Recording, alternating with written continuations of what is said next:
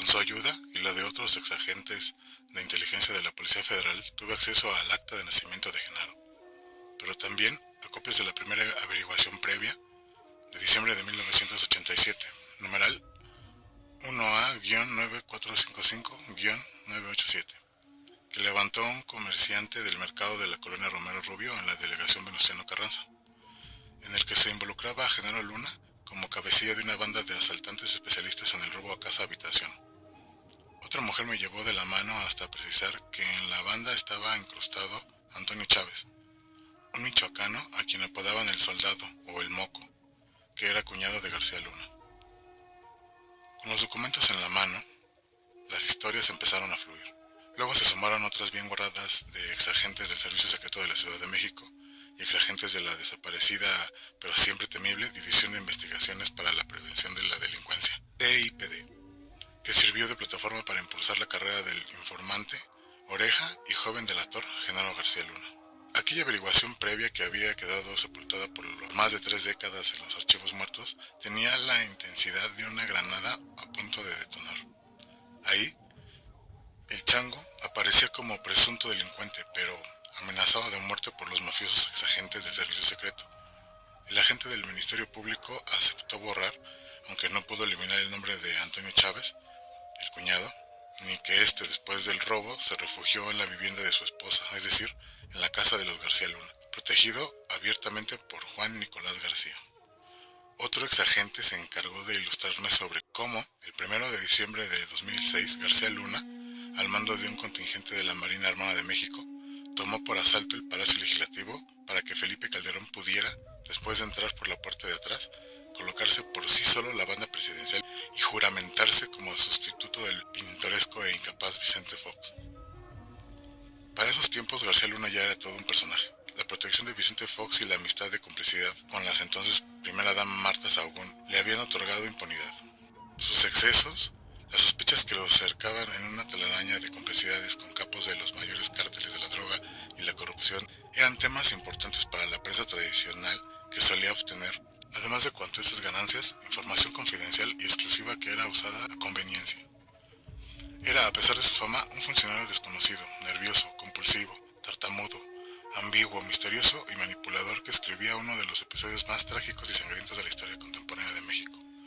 Desde 2006, Genaro se había convertido, al lado del presidente Calderón, en un manipulador sangriento, un gran conspirador, un showman, artista de múltiples rostros que parecía disfrutar de la maldad, custodiado celosamente por una guardia pretoriana personal formada por la élite directiva de la Policía Federal y, desde luego, desde el despacho presidencial.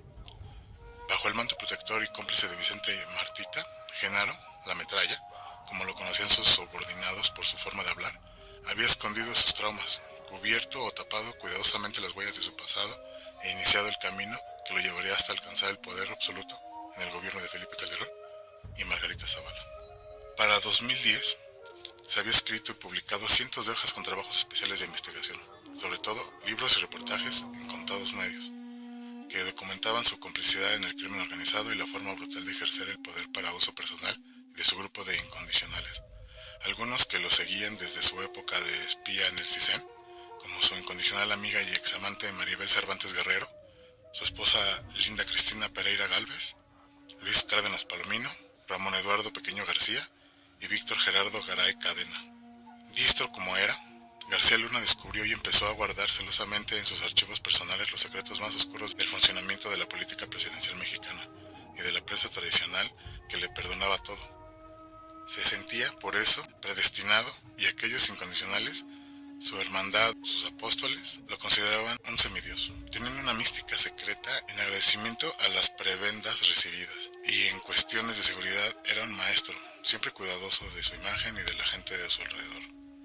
Para agosto del 2020, García Luna, cuyos subordinados Cárdenas Palomino y Pequeño García también habían sido acusados por Estados Unidos, seguía siendo un desconocido de Palacio Presidencial, incluso después de haber sido el funcionario más poderoso del gobierno calderonista, arropado en los viejos usos y costumbres de la política mexicana mercenaria y corrupta, de su protección al cártel de Sinaloa, de las decenas de miles de muertos que provocó esta, de su acercamiento al expresidente Carlos Salinas de Gortari, De los miles de millones de pesos que le trianguló al gobierno del presidente Enrique Peña Nieto a través de una empresa fantasma y del control efectivo que mantenía sobre la vieja política federal. De los miles de millones de pesos que le trianguló al gobierno del presidente Enrique Peña Nieto a través de una empresa fantasma y del control efectivo que mantenía sobre la vieja Policía Federal, con el firme propósito de esconder su pasado e historia familiar, Genaro creó una historia oficial que lo pinta como un funcionario cuyo profesionalismo le había labrado camino en los altos círculos políticos. El poder y la influencia que llegó a alcanzar le daban para eso y más. Se sabe que tras concluir su periodo como secretario de Seguridad Pública, dejó una bien estructurada mafia de comandantes en la Policía Federal, algunos de sus allegados infiltrados en la Fiscalía General de la República, así como en estados clave, con lo que se devela la existencia de una mafia criminal que solo conoce él y un puñado de sus protegidos. Hubo informes de que, bajo su guía y consejo, Calderón había creado un escuadrón de la muerte o pelotón de exterminio para eliminar a supuestos criminales, civiles que García Luna etiquetaba como criminales y que muchos de ellos eran sus enemigos o rivales, tarea que se encomendó al ejército, siguiendo órdenes que habrían salido directamente del comandante supremo de las Fuerzas Armadas, es decir, del mismísimo presidente. Visto de esta manera, esta investigación sobre Genaro García Luna, el hombre poderoso y perverso, el topo, el conspirador que llegó a convertirse en el terror de muchos, me significó un reto porque quienes pueden testificar y dar información sobre él aún tienen miedo de ser alcanzados por sus acostumbrados métodos de venganza. No obstante, la historia, como me dicen en broma, me buscó y me encontró en las calles que recorrí en mi niñez. Francisco Cruz, septiembre del 2020. Que esta banda de secuestradores donde se quiso involucrar a Florence Cassés era dirigida por García Luna? Sí, absolutamente. A partir de 94, cuando Ernesto Zedillo le encarga desmantelar a la banda del Mocha Orejas, Genaro García Luna tiene acceso a personajes de Israel y de la mafia de Israel, que no es muy vieja porque el Estado de Israel es nuevo, pero recuerda, la mafia israelita, ¿sí? La conexión israelí se nutre con mafiosos y capos de la banda roja, de la banda rusa, ¿sí? Así que, claro, y le dan poder, lo enseñan, lo educan, y él empieza a controlar a todas las bandas de secuestradores. Y hay un momento que yo te platicaba que es muy claro. Hay un atentado que cuesta la vida a Ramón Martín Huerta, ¿sí? Sí. Y yo lo sé, no porque me lo platiquen ellos, me lo platican capos del narcotráfico. O sea, el secretario de Seguridad. Sí, claro. De Fox. De Vicente Fox, 2005. Ok, por favor, sigue. Entonces, aquel día que hay una ceremonia en el penal de alta seguridad o máxima seguridad, como lo llaman, de Almoloya de Juárez, como lo quieran llamar, pero está en el municipio de Almoloya de Juárez, pegado a Toluca. Genaro García Luna era el responsable de la bitácora, el mantenimiento, el combustible, todo.